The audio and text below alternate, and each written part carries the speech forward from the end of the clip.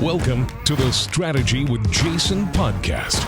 Tune in for everything you need to know to stay in the know regarding the automotive industry. Here's your host, Jason Harris. Hey, what's going on, Podcast Nation? It is Jason Harris here, and thank you for joining me on another episode of Strategy with Jason.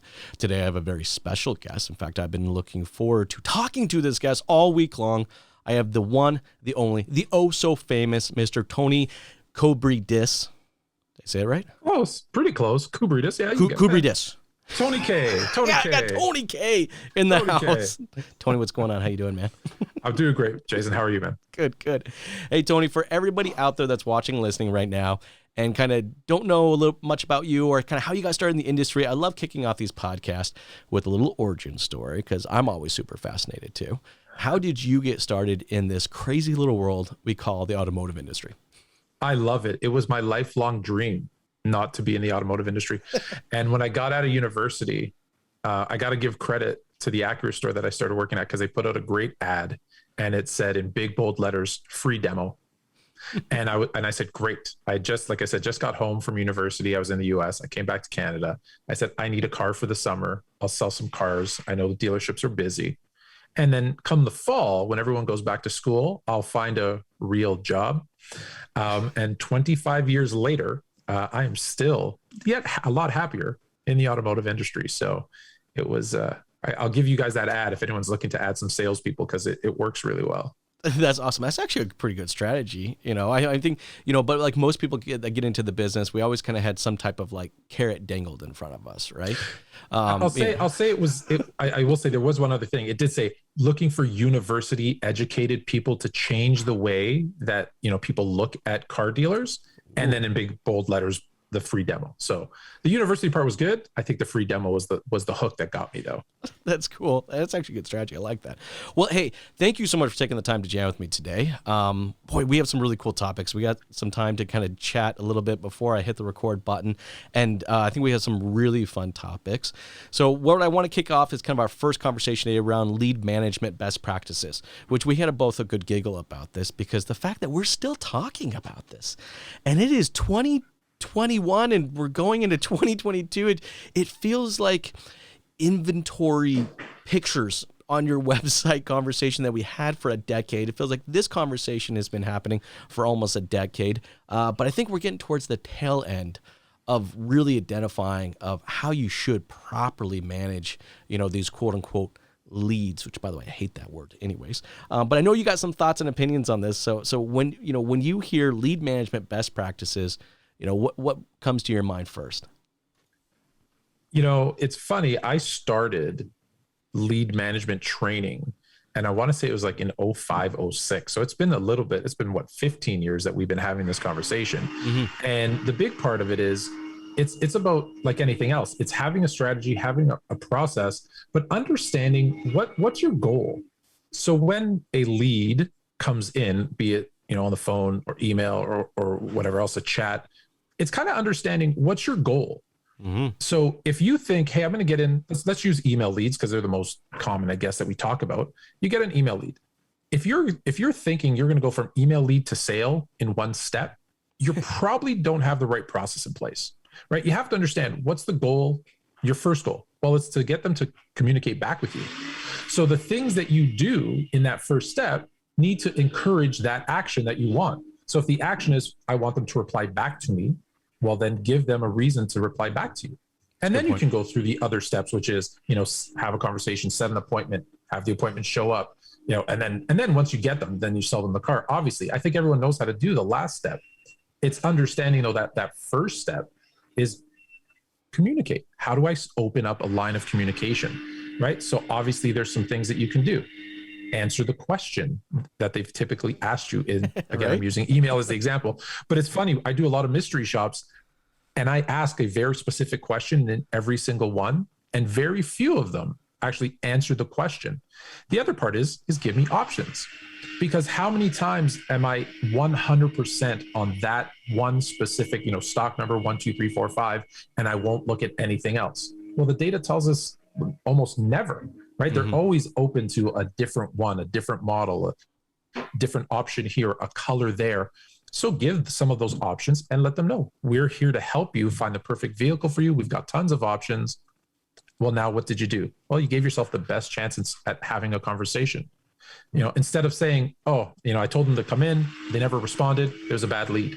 Yep. That's common, but let's get away from that, especially now, right? When inventory isn't at its highest and you can spend the time to do it right.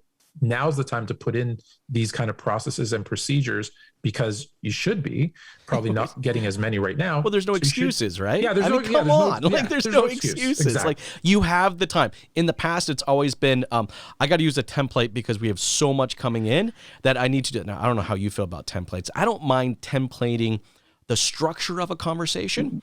I got a lot of issues templating the language of the conversation, but hey, some people can disagree with me. If you do, stop listening to the podcast. I like templates. Well, the second you said template, my blood started to boil. I know, right? Because I love and I hate templates, because I like them because I've seen people responding from their phone and they can't spell one word correctly. And that doesn't look good, right? So there's a usefulness to a template as long as it's a customizable template that you actually customize. Because I've also seen templates that said, insert name here. Oh yeah, that's a classic. That's not a good look either. But I think it goes back to what you were talking about earlier, is kind of intent and goal, right?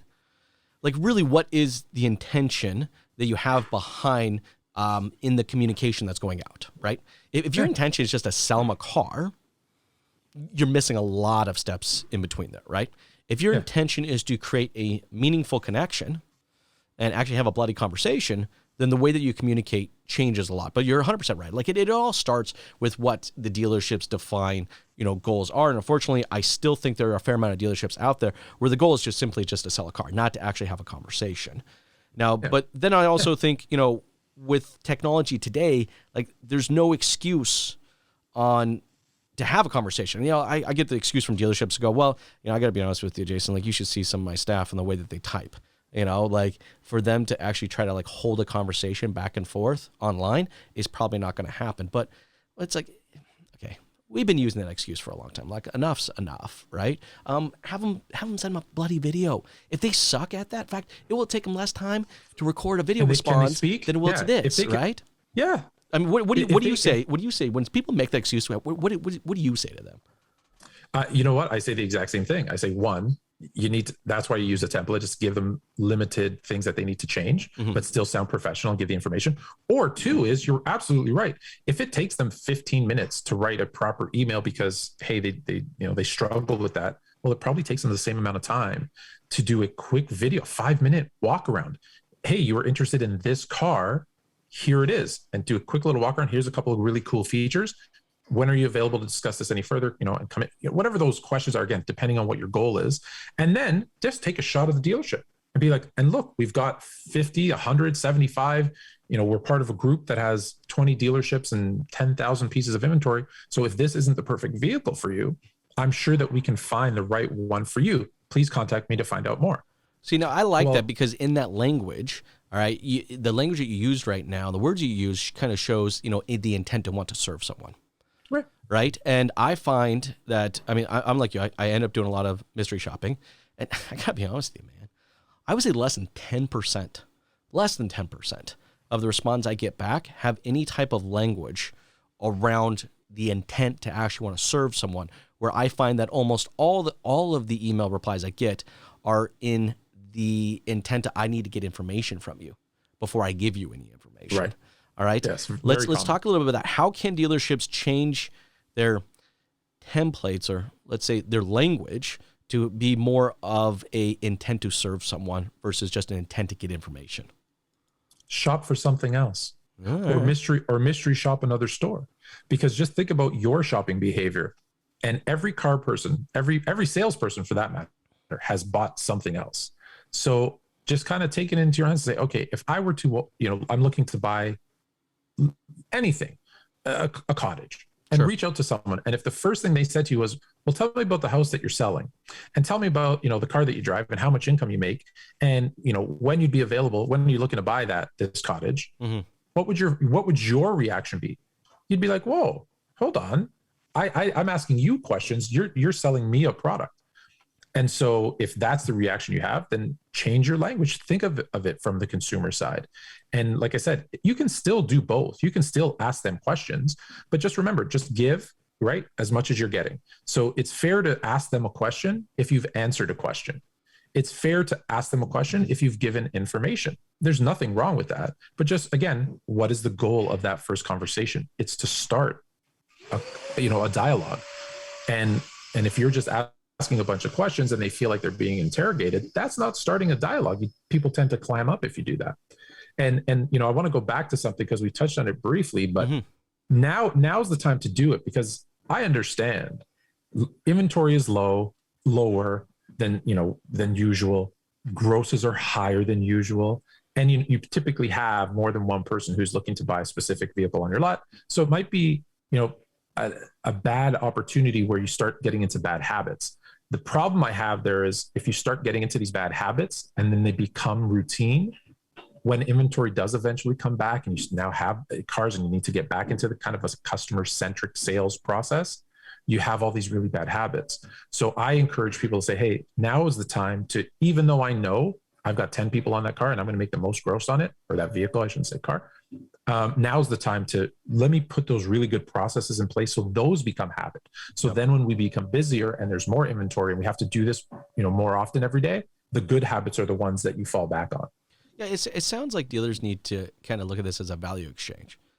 Look, the client or the potential customer, all right, has value, and I need to exchange something so that we can have this constant back and forth. I find too often that the value exchange in our communication is so heavy for the dealership and so light for the client, and then I get, why don't people respond back to me? What I send out, I get 100 leads and 70 of them never even communicate back to them. And it's like, well, what the hell were you providing them in the form of value?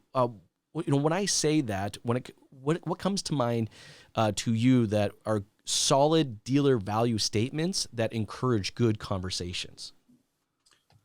Well, I'll start with I was going to start with the negative, but let me start with the positive. So good, because the negative ones are easy. Cause like I said, when you do mystery shops, you see them all. Yeah. But good communication is, how can I serve you? What are the things that you're looking for? What is important in your buying process?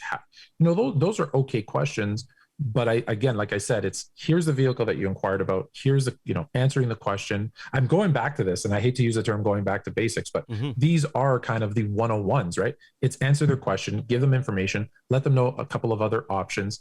If you have there's ways where you can actually have the data and see what other vehicles they're looking at, or if it's in your database, if maybe they've sent in the lead on a different car, you can then say, hey, here's some other similar vehicles that other people have looked at. Like those types of things are important because again, you're trying to just get them to communicate with you. And, I hate this because it sounds cliche, but you're trying to be, their guy or their girl in the auto industry, right? You're trying to be that trusted advisor that's there to help them. And I know, again, I'm going to go back on this. I know it's hard right now because you're saying, hey, there's 5 people who are looking for the same car, but now's the time, because if you set it up right today, in 3 months, 6 months, 9 months, a year from now, when inventory is back where it should be, well, now the people are now talking about, say, hey, you know what? I paid a premium during COVID, but I needed a car and I knew I paid the premium, but man, I got such good customer service. They treated me so well. They made sure it was the right car for me. They asked me about, questions about my lifestyle and how I'd be using the car, and just to ensure that this was, the right vehicle for me. And, if I ever buy a car again, I tell all my friends, that's where I'm going. Well, no, those are the things that you can do. Trust. That's the key word, right? Is getting them to trust. And so I get this a lot, right? I'm like, hey, you just have to get your leads, I hate that word, to trust you so that you guys can continue this conversation. And they're like, well, I can't get my leads to trust me. I'm like, but what are you giving them? Like, to get to the place of trust, there needs to become an exchange of value. And look, customers right now value. Well, they value a bunch of different things, but let's talk about the core values, right? We value our time, we value our money, and of course we value our convenience. So, I think dealers out there in their communication efforts need to make it a goal in what they're saying, all right, to identify which one of these value propositions that they can actually execute on. Like, am I actually going to save you money right now? Maybe not. Probably. Probably not. So let's not include that, right? All right. Are there ways that you can save me time? I'm sure that there are ways you can save me time. All right. Almost everybody has some type of virtual process, Right? whether it's, hey, you can do your credit app. You can do, this information. We can deliver the carts, the vehicle to your house. Convenience. Here are some options to help you save some time or to make it more convenient for you. Let me know, check the boxes. Let me know which ones would be important to you, because we're trying to give you the best possible experience. See, now that sounds like a conversation I want to get into, right? Because the conversation sounds more or is based more around how the dealer can provide me, the customer, value versus some of the other questions that we see out there, like what kind of car are you driving and who's the primary driver and is this going? I hate to say it, but you probably, as mystery shops, what's the most common response? When are you available to come in? Exactly. It's still the most common question. And there's a time and place for that, right? You do need to ask for the appointment. You do need to ask for the sale, but you have to have first built that value. The way I always train, whether it was when I was in dealership, training my staff or outside as a consultant training, I'd always say this: have you earned the right to ask for that business? Have you earned the right to ask for that appointment? And if you feel confident, if you could say, yes, I've given value, I've given information, I've, customized something specific for them, and yes, I have, go right ahead. But if that's your first response, I doubt that you've done that. I doubt that you've done that so far. I'm with you. It's that value exchange. But I actually think this is a great segue kind of into our next conversation, because look, lead management is probably more important now than it ever has been. Look, it's always been important, so I'm not trying to do this, but it's become more important, all right, just because the pandemic. Like, it's just, I hate identifying a silver lining, but if there's a silver lining, it has forced our industry to really take a serious hard look on how we communicate with customers and what we say and, what are some of those best practices. But then with that said, though, so much of this happening online or over the phone or via text message, what does the physical dealership, how much weight does the physical dealership kind of play on this? And this conversation comes up because I was recently just talking to a client of mine who has to reinvest in a remodel. And we're not just talking like a light remodel, not a facelift. We're talking like a full-blown, break it down to the foundation, rebuild the bloody thing, remodel, right? And we're talking north of $12 to $16 million, all right, for this type of remodel. And we're sitting there kind of having this conversation. It's required by the OEM and it's going to happen. It's in the process, right? But is it really necessary? And this is my question then for you. What do you see the future of the physical dealership, and how much weight does that really have on a customer's decision to do business with that dealership? $12 million is steep. It's a lot, man. But I get it that, the OEM puts on certain kind of criteria that you have to follow. But let's be honest, we've started to build, right? I remember I started in I think it was a 2 or 3 car showroom, right? And that turned into a 20 and then a 25.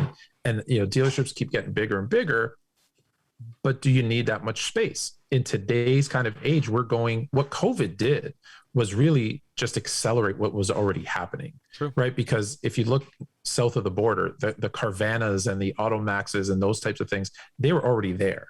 We're starting to see that now here as well. So there's an online experience. Listen, for a year and a half, I was locked in my house, as most of us were. Yeah. And what was at my door every single day? A box from Amazon, right? We've become this kind of culture of we shop online. So now, is the car buying experience going to go full online for everyone? No. There's still a need for dealers. There's still a need for service centers. There's still a need for used cars. You're still going to want to have a lot to park them.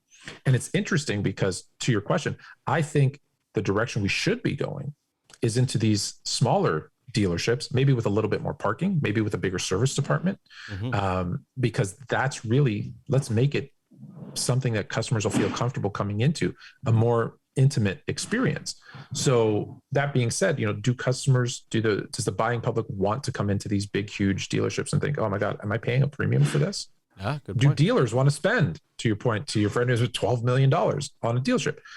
Unless you're finding other revenue now, right? Like there's some dealers that, have done, yoga classes and the upstairs where the offices typically are, they rent it out for people who need like office space, just to WeWork sit at a stuff, computer yeah. and talk on the, yeah, if it's become a revenue generator, hey, there's lots of options you can go there. But other than that, I think the trend should be to go back to a little bit of a smaller dealer. Like I said, increase your parking, because just think about every dealer. What's always the biggest concern? I remember I was like the parking, lieutenant Yeah. standing out there directing people, can't park there. Yeah, you can park here. Oh, we got to be careful. Every car was double parked. That, maybe we look at that experience a little bit more. Just think about how frustrated you are at Christmas when you're trying to park at the mall. 100%. Is that the first impression you want to give someone who shows up at your store? So I would say, I hope that that's the direction we're going in, is understanding more of this stuff can be done online. If they're doing credit apps, if they're doing trade appraisals, if they're doing those things online, working out their payments, well, maybe they don't need to spend 3-4 hours at the store, which makes the consumer happy. And which means, hey, maybe you don't need such a big, let's be honest, when COVID hit, what was the best thing that happened for dealers, in my opinion? They had to go to an appointment mentality. They had to go appointment based. Yep. And what do we all know? You close a higher percentage of appointments than you do walk-ins. And it creates a better experience. Because you're typically, if you have an appointment, the car is prepped, it's cleaned, it's gassed for a test drive, it's sitting in the front row, looking all shiny and nice. The person comes in, the salesperson greets them. Hello, Mr. Smith. Welcome to ABC Motors. I have the 2021 Nissan Altima that you inquired about. I also, just so you know, I know you said you weren't sure whether you like the silver or maybe go crazy and get the blue one. So I have both ready for you to test drive. I just need this, that, and the other. Here, let's go do that. Wow. What a great experience versus, hey, how are you? What are you looking for? I don't know, a Nissan. Okay, give me 20 minutes to find a set of keys to go on a test drive, right? That still happens. Well, exactly. And that's that shopping process. And we know, all right, that a much bigger portion of the shopping process is happening now online, and a lot less of the transaction is happening online. Then it gets to the dealership, and then it's the physical building. Like, really, what is the purpose of the physical building? I love your idea about going to the smaller one. Look, we've seen a lot of manufacturers be totally cool with this in the UK, and it's worked out really, really well from them. But yeah, we're actually forced to, because there's just literally no land. There's nowhere to go, right? Well, depending on what part of the city, and you might not have any land, but yes. There's that. Yeah, exactly, right? But then also, if you are going to have these monstrosities, these Taj Mahals of hundreds and thousands of square feet of space, then what do you really do with it? I remember how easy is it to, I remember how easy it was to sell the car off the showroom floor, right? Because that's the cleanest looking car you're going to have on your lot. Right. It is in a temperature controlled environment. All right. And it's just, it's been waxed. It is just the best looking thing in the world. Right. So if we were just to go to a smaller showroom, but then focus on being an appointment based business, all right, we can have whatever that vehicle is in that showroom environment. And honestly, I think it's just a better experience. I don't think that the customer requires that much square footage anymore. And to your point, because you mentioned it earlier, it's like, if it is that big, is there a thought going through the customer's mind of going, gosh, how much is this costing? Am I paying this price because of that? Now, for those that have already built these big Taj Mahals, as you call them, that's okay. They're there. You've spent the money now, but are you utilizing the space? Yes. And what I mean by that is, I said other sources of income, but for example, we talked about having, like cafes and diners. Yes. It's interesting because a lot of dealerships have them, but is it part of your sales process?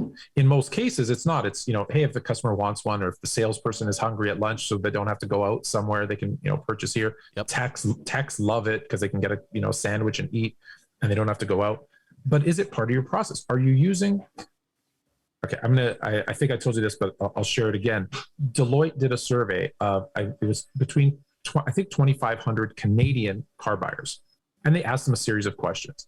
And they asked about, these cafes that the dealerships have, and how, did it influence them wanting to do business there?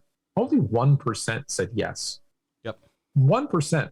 So why isn't it important to them? Well, because they're not there to eat, right? They're there to go through a process and buy a car, which, can be stressful. Well, instead of doing it that way, because you didn't make it part of your process, how about making it part of your process and doing what it's really meant there to do? And what is a cafe, a coffee, an espresso? What is it there to do? It's not to give them a snack or to give them a drink. It's to give value so that they can give you time. The most valuable asset you can get is time. So while you say, hey, let's go have that pastrami and rye, or let me make you this handmade espresso from this, $1 million machine that we have, what are you doing? You're building rapport. You're talking to the customer. You're getting to know them.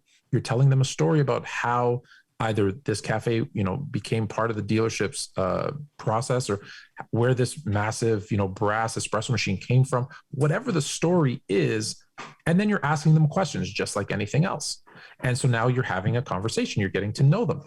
What is this all doing? One, it's giving you time, which is valuable. But two, the trust comes with relationship. So you're building a relationship. Well, now that's part of your process. It's not just something that sits in the corner that, maybe we can make $50 from.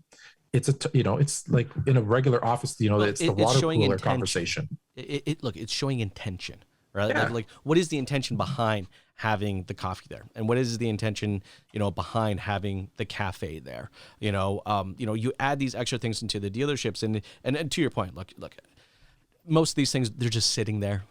All right, there's no story behind them. There's no time spent on them. It's just like, if you want a coffee, it's over there. Push this button, push that button. There it is. We got a little time to talk about this before we started recording today. I was kind of telling you about the espresso machine that I had, at my dealership that was not automated. You actually had to take the time and actually grind the beans and actually put the espresso into it, compress it, get it in there, and actually make it. It actually took time, but it slowed it down so they can actually have a conversation, right? And they didn't have to talk. Like, I actually preferred my team talking less about the car, because they're already there to talk about the car. But have a conversation. I'll interrupt you and tell you, my first month in the car business. Yeah. I'm not embarrassed to say this. I know all the details because, one, I started on April 1st, right? So everyone makes a joke about that because I started on April Fool's Day. In that month of April, I sold one car. And I was very fortunate because I had a salesperson, who was the top salesperson at the dealership, kind of take me under his wing. Mm-hmm. And he said, "What's wrong with you?" And I said, "I don't know." He goes, "You should be doing better. You're very, approachable. We always have really good conversations with you. Everyone at the dealership likes you. But your problem is all you're doing, you're spending 2 hours talking about, you've memorized the brochure, and you're talking about all the stats and the weights and the drag coefficient and, the fuel consumption. And don't get me wrong, those things are important to know, especially if someone asks you or if it's important to them. But you haven't talked one bit about them or you." And I said, "Well, because I'm here to talk about the car." They're like, "No, they're not buying the car. They're buying you." And I changed up what I did, and I just started having conversations with the people. And guess what happened? Oh, all of a sudden I was selling a bunch of cars, to the point where he said, "Hey, slow down. You're going to pass me here. And I want to be the top sales guy." But probably conversation for another day. So it was that relationship.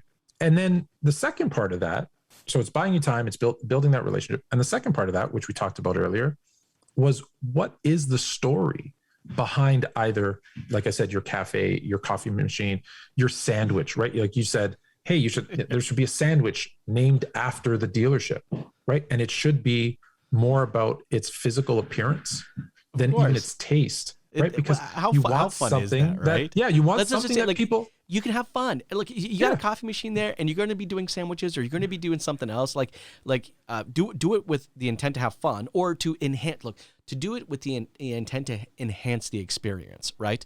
Here, I'll give you a funny one, because this is always funny, right? If you ever get the chance to fly business class or first class, all right, what is one of the things that when people ask you about it, you just immediately go to talk about? And it's the food. The meal, right? And look, face it, it's not that great. All right, it really isn't, right? But it's just the way that it's presented, and the fact that you're getting the story kind of behind it. It's like, okay, I paid for this premium ticket, this premium experience, and this is what we define to be that premium experience, right? Look, if it never was a premium, if it was never presented in a premium way, then it would have never felt that way. And that's what coffee machines are right now, right? Like, these coffee machines aren't cheap, by the way. Like, the last time I bought one of these, they're like $10,000 for a decent one. That's right. You got to buy a used one. I think you can get a good deal. That's true. It's interesting. I didn't think about this story when we were talking about this earlier, but it just popped into my head when you used that example. I went to, I don't know if you've been, I think it's called Martha's. I think it's called Martha's. It's in Maui. So I was fortunate enough. Hawaii was part of my territory once upon a time. So I got to go there quite a bit. So someone said, oh, if you go next time you're in Maui, you have to go to Martha's. I said, okay, it's a fish place right on the beach. So obviously it's a nice scenic view, whatever. And so they give me a menu, and it's a handwritten menu on a piece of paper. Okay. And I'll tell you, I don't remember if the fish actually was even that good. But what I do remember, and I tell everyone the story, oh, when you go there, you have to go to Martha's. It's that it was handwritten, and it said, okay, one of your options is, as an example, mahi mahi. It was caught by Otani at 7:20 this morning or 5:13 this morning, and then brought here. And this is how we made it, right? So they would handwrite how they made it, who caught it, at what time. Man, I took a picture of that mahi mahi, and this is the best mahi mahi ever. I hadn't even taken a bite yet. It was already the best mahi mahi I ever took. So those are the things that, right? That story that, how that you remember that experience, that's just as important as the experience. And I think dealerships right now, all right, they got a little extra time in their hands, or at least they should. But even if they didn't, they should still be doing this. No. They should be defining what these little additional stories are within their operations. I think too often the story is only about the car and the car only. And it's like, no, it goes way, way deeper than that. And I know we started off this topic around coffee and sandwiches, and and now it's gone to, well, really, what does a coffee and sandwich mean? It's the story behind it, and it's just additional ways to connect and create a better experience. But you had mentioned something earlier, kind of when we were talking about the physical dealership, and I want to kind of segue back to this because I thought it was super cool. Is we were kind of talking about, if I had this additional space, you start talking about some community stuff, which I think was great because it's a great segue into the next question I want to talk to you with is, how can dealers be in the community rather than being a part of the community? Too often, because this just recently happened. I was at a dealership first time, so it's a little meet and greet, have a little coffee, have meet greet each other and talk a little bit about each other. And of course, he had these pictures all along this wall of all these, sports teams, peewee teams or basketball teams or whatever teams that he sponsored. And he was super proud of it, right? I said, that's cool. That's cool. So what else do you do? And there wasn't any other conversation about what else he did. That's just what he did. That's it. But I'm in the community. I'm donating to the hockey team. That's a kick. It was just in the community, but there's more there. I'd love to kind of get your thoughts on it. So there is, it's a really good point because there's a distinct difference between being in the community and being part of the community. So that's the example I gave you. So I'll share it. So in one of the dealerships I ran in Arizona, we did two really, I think, different things that I haven't seen done anywhere else. And one of them was there was a mall close by. We put a vehicle in the middle of the mall. We put a bunch of Christmas ornaments in it. And we had people just, hey, send us a text. It costs you 50 cents. Send us a text, guess how many balls are in there. And if anyone gets it right, or whoever gets it right, will be put into a draw to win that car.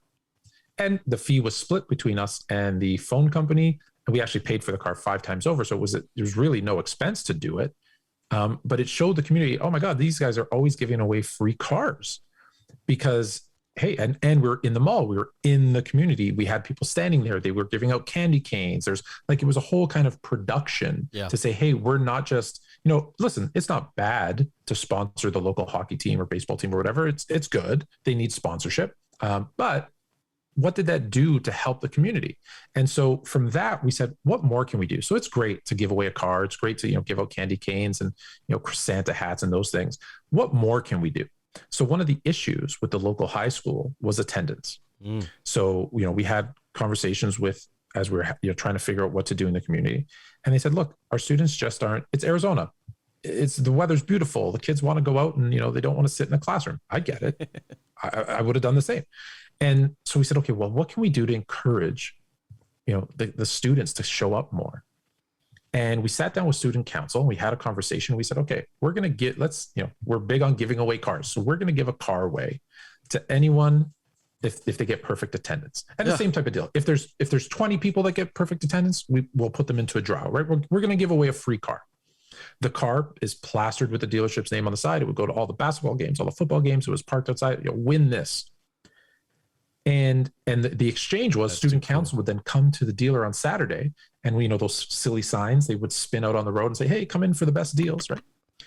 And so at the end of the year, the first year, there was one student that had perfect attendance. So we invited everybody to come in. We did like a big, kind of event and gave him the keys to his brand new car. The second year, it was, I think, 23 or 25 students had perfect attendance. The third year was 68. The fourth year was 100. I think it was 237. What else happened with that? Well, one, guess what? All the student council parents were there dropping their kids off every Saturday. Yes, so when they had a question about a car, where did they come? They came to us. If their car needed service, what did they do? Oh, they came to us. When they needed to buy a car, obviously, they would just end up coming to us. Yep. And so now the community is now talking about, wow, these guys are actually doing something to get our kids to go to class. And surprisingly, but not really, guess what happened when more and more kids went to class every single day? All the grades at that school went up. And in the US, at least, the schools get bonused for their grades and their averages. So now you're getting kids going to school, getting better grades, the school getting more kind of benefits from the board. And for us, we look like, and why we did it, to be honest, was to be a part of what they were doing. We saw an issue and we said, how can we help fix it? That's really being part of the community, is identifying what the issue is in the community and figuring out a way to do it. It could be that. It could be, hey, we don't have any basketball courts. Well, let's figure out, let's maybe sponsor a basketball. Like there's a million things you could do, but that's really being part of the community, is doing something that helps the people in that community. And guess what? I know the end goal, sell cars. I get that. Service vehicles. I get that. Yes. But what are those things? That's publicity. That's marketing. That's a feeling that you can't replace. You can't get that, with an ad or, there's nothing that can replace that. Hey, we're actually care about the people who live around us. Well, that's being a part of that's being in the community, not just a part of it, right? We kind of did something similar too, where we were donating for test drives, right? There was a department within it was the robotics department. They had to do a fundraiser so they could go to this thing in Washington D.C. And it's like, okay, and they were having a hard time figuring out fundraising.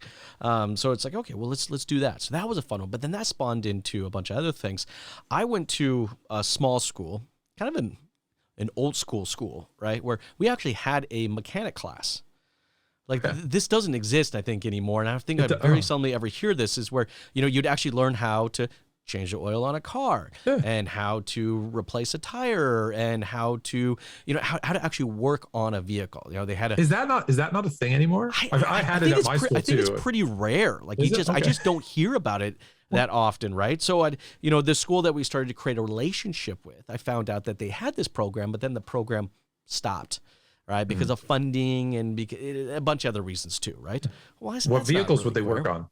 Well, exactly, right? Yeah. And so I said, what, I want to restart this program. I have a couple extra bays that you can actually use at my dealership. Right, you can bring the students in and actually use my bays. I will provide. I'll provide the equipment. I'll provide the car. I'll provide whatever additional expenses is around fixing the vehicle or whatever it is.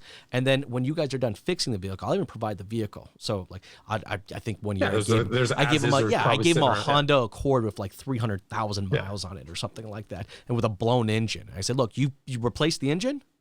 All right, you guys can auction it off. All right, and that can be yours. Right, but it was cool because it created that relationship and that connection. And I mean, I couldn't tell you how many times I'd be walking through the showroom on a Saturday, and I would see Amber High, right, a T-shirt of one of the parents or something wearing as they're walking through it. I'm like, okay, like I know it because you can see the green. I knew it was easy to identify. But that's a great example of just being in the community. And I don't think we spend enough time as an industry or just even as dealerships thinking about these types of strategies. I think listen, I understand it, right? We've been on the retail side. We know the end goal is, right, we've got targets to hit, we've got revenue numbers to hit, and that's important. But how can you build kind of a base and a sustainable way of continuing to grow? And that's how you do it, is being in there. So when a new person comes into the community, or when it's time for their new car, they immediately think of, hey, I'm going to go to this place because they take care of us, right? They're not just trying to sell us a car. They're not the typical, I hate to use that term, but they're not the typical kind of car guys who are just out, to make a buck. Yep. And that you can't, again, that's something that if everybody did it, right, everybody would do it, but they don't. So that's a great way to distinguish yourself. Right. I remember ours, right? Because we were doing two promos at the same time where we're giving away a car. So of course, what did our banner become, right? Home of the free car giveaway. Where else would you go to buy a car except the person that gives you the opportunity to get it free?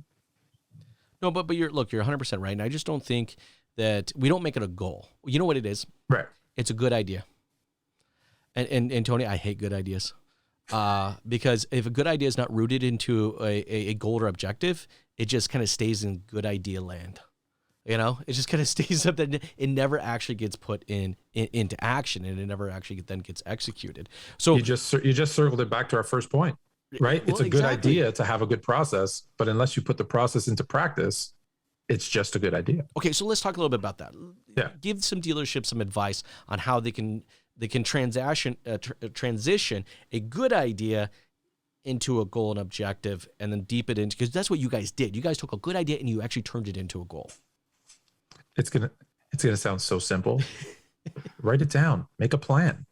Right? What are the things, like for us? We said, hey, this is what we want to do. So what do? We went out and talked to some people, and they said, here's the issue, and we just spitballed ideas. Okay, how can we fix this issue? Here's 1, 2, 3 ideas. Right? All right.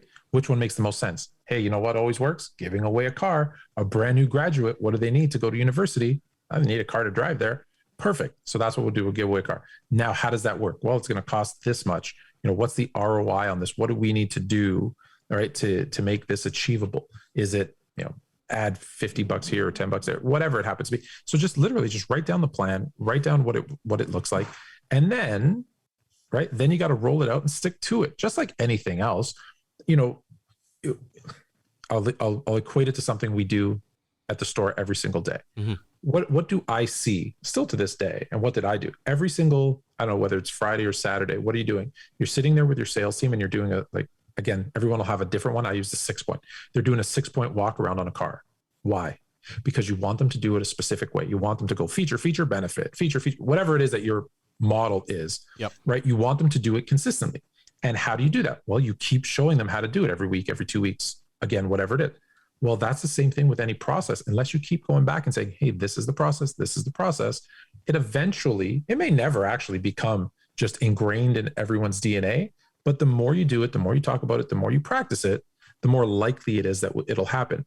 Too many times, to your point of good ideas, even with a good process, here's the process, and you never talk about it again. Well, no, then it was just a good idea, or it was just a list of things on a piece of paper. That's actually a really good point. It's really about pushing it, right? Well, because you're right, though. Once you get it to a goal, all right, for you to achieve the goal, you have to develop out processes that will get you to that goal. And if you're going to measure the effectiveness of the process and continue to develop the process, then you have to have some way of measuring each individual process. So that really then gets into operations, right? Look, I know we're getting towards the tail end of our time today, and we've covered some super cool topics. I still, lead management. Look, it's fun. It's 10 fucking years, and we're still talking about lead management. But hey, we'll keep talking about it until it actually happens, right? Just like putting pictures of your cars online, we had to talk about it for 10 years before it happened across the board. We'll keep talking about that. The future of the physical dealership, man, I'm with you on this. Like, I just don't see the need for having hundreds and hundreds of thousands of square feet. All right. I think, in fact, I would almost change it from showroom and call it more of an experience center, which some OEMs are actually heading that direction. Right. So I think that's cool. I love the fact that we got to talk about coffees and sandwiches, because I'm a little hungry right now. I don't know about you. I think I should have ate before we actually had that conversation, because I'm about to run off because it worked. It worked. Well, it's an opportunity. It's an opportunity to tell a story. Can I say though, with the sandwiches part, yes. I wanted to say this and I missed it. And I think I think it's important. Name whether it's your coffee, okay, your ABC Motors. Make sure you tell them, people come here for 2 reasons: to buy cars, and to try the ABC Motors espresso, or to try the ABC Motors turkey sandwich. Well, why do they want the ABC turkey sandwich? Because it's got 75 pickles on it, and it's, no one can actually finish the whole thing. Get out of here. Let me see that. Let me have one of those. right? Now you bring out this massive sandwich and they're taking up pictures, they're putting it on social media, and they're like, I was at ABC Motors. Yeah, I got a car, but look at this crazy sandwich. That's all you got to do is put your name on it. That's it. And I was telling you this story earlier, and this is for everyone that likes sushi. I'm going to give you the hidden secret that I don't normally share. So that you're lucky, Jay. Here we go. Anywhere in the world, and I've been a lot of places. If you like sushi and you go into a sushi restaurant, the first thing you order is whatever roll that they have named after the restaurant. Because if you're at, Sayonara Sushi, guess what? They're putting the best ingredients into that because it has their name on it. It's always going to be delicious. So you do the same thing. You put your name on something that is unique and people will remember you for it. And they'll automatically give you free social advertising because they're going to talk about it. If it's something like I said, like 75 pickles or something, anything a little bit over the top. Like you were telling me about, milkshakes with cake in them. I used to do milkshakes with 2 Kit Kat bars sticking out of the top. Just whatever it happens to be, you make it unique, make it an experience, because that's what it is, man. It's all about because it is. I'll give one more. I know we're out of time, but I got to go. Have you been to, for us, for the people in the GTA, have you been to Sherway? Yes. I want to say recently. Did you happen to go in and do the Canada Goose experience? No, I didn't. Oh my God. So you walk in, there's this row of jackets. They don't sell anything. They will not sell you anything. Okay. They'll direct you to where you can buy them. But they say, okay, what size are you? What kind of thing are you looking for? Okay, I'm looking for this. Boom. You hood up. You open this massive kind of freezer door, and they put you into this Arctic experience. There's all this frozen snow on the ground. There's monitors all around, and it looks like you're in the middle of the North Pole. Oh, wow. And you sit there with your Canada Goose, and it's minus 42 degrees in there. And you say, wow, I don't even feel that it's cold. I got to get me one of these jackets. See, now that's an experience. The best thing ever. Worst thing if you take your kids, because then they're going to walk Canada Goose jackets. Me and you need to go down there and shoot a video on that. That just sounds like something that we need to do. Oh yeah, 100%. Just remember Tony, to bring me one of those espressos to warm me up after. 100%. Hey, for everybody out there that's been watching or listening and would love to connect with you, Tony, and maybe continue this conversation or learn even a bit more about you, what's the best way to do so? The best way is LinkedIn. I'm starting to do some informational kind of videos, little tips and tricks on how to be more efficient, run your dealerships a little bit better. So it's just, as the name you can see down there, just look up Tony Koubridis. I'm the only one in the whole world. So you will not be confused with anyone else. And just add me in, send me a message. I reply back within 24 hours and we can have a conversation, and hopefully I can help. I'm always jealous of people that have super unique names. Right? Because like Jason Harris, not unique. No, there's more than one. Yeah, go ahead and Google that. Like, I imagine if I Google your name, I'm not going to find a whole lot of you. There is a problem with it though too. What is that? You can't hide. Like they know. That's true. That's true. You can't blame it on another Jason Harris. Yeah, that's me. I can't get away and say, oh, it's another one. Yeah. Hey Tony, thank you so much for your time today. This has been a lot of fun. You have yourself an amazing day, sir. Thanks, Jason. Appreciate your time, man. Thanks for tuning in to the Strategy with Jason podcast with your host, Jason Harris. Don't want to miss new content? Be sure to check out the full podcast library at strategywithjason.com to stay in the know. Remember to like, comment, and subscribe. Happy podcasting.